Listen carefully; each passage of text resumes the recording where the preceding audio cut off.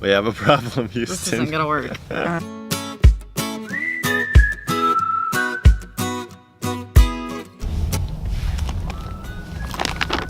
We're starving this morning. We haven't had time to make coffee, breakfast. We've got a lot to do today, so we want to get right to it.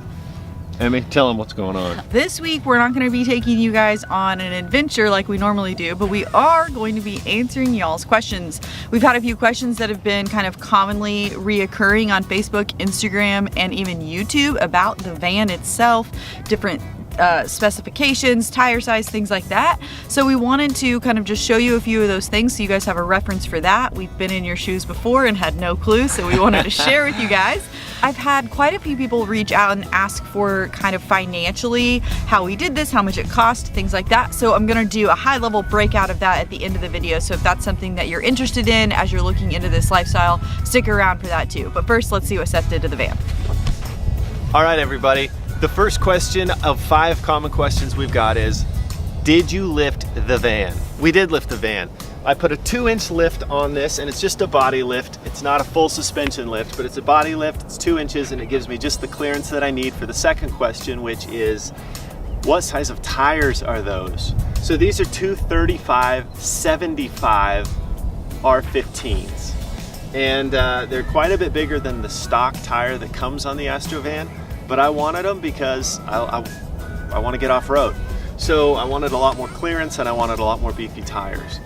The third question that we've been asked a lot is do these tires create rubbing on the fenders? And the answer to that question is yes, they do. I've had to do trimming on the fenders, both in front and back of each tire. All right, the fourth question we've been asked a lot about is our roof rack. I looked and looked for a place to buy a roof rack and I could not find one that I wanted. So I designed this and I took it to the guys at Gray Fabrications in Madras, Oregon, and they built it out for me with steel, made this thing amazing.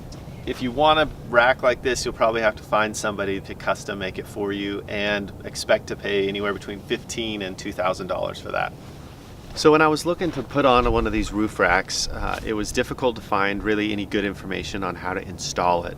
And thanks to the guys who built it for me, they just came up with an idea to put in 4 brace bars down each side and then just bolt those straight through the roof and then seal them so they didn't leak. And it's held up great and it's incredibly sturdy. One of the big things that I personally wanted in a roof rack was the ability to get up and to be able to walk on it, and I wanted it to be able to carry a bunch of weight, and this thing does all of those perfectly. So incredible design, an incredible job on their part.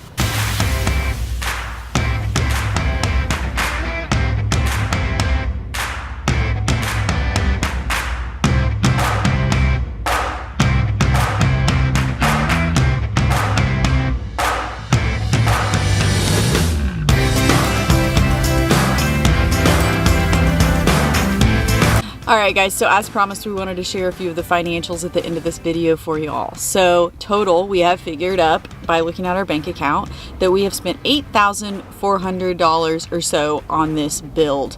We bought the van for $2,500, which is a steal of a deal for a van in this good of shape with only 117,000 miles on it. So scour Craigslist if this is what you're looking for, would be our advice.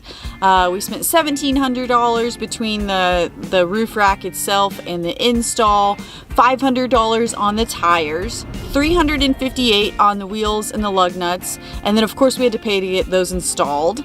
We spent $225 on the lift kit, had to get it installed as well, and then we had a full from the bottom up, inside and out tune-up done to be sure that we were road ready, and that cost us, including parts and labor, $1,200. So there are a few other pieces and parts that we spent money on. I'll also list those out below, but that is the bulk of the big items that we've spent our money on as we did the build. Of course, Seth built out the bed, insulated the van, all of these things that we had to buy at Home Depot. That's going to be in the flooring, insulation, and kind of inside interior pieces all lumped into one.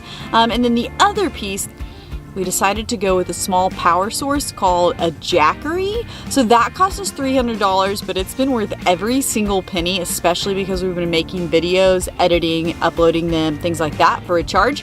So let me show that to you really quick because it's super cool.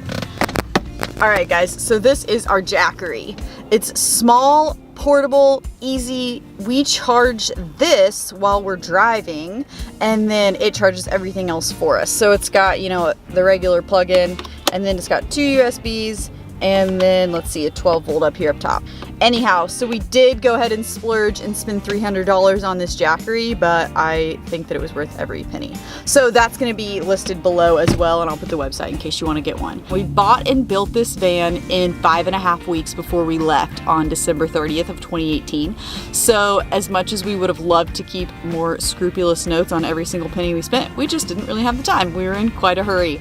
So that is what we've spent on our van so far. That is an answer to a lot of the questions that we get. If there's anything else that you have a specific question on that we've missed in this video, please feel free to drop a comment below and we'll be happy to answer it for you if we know the answer.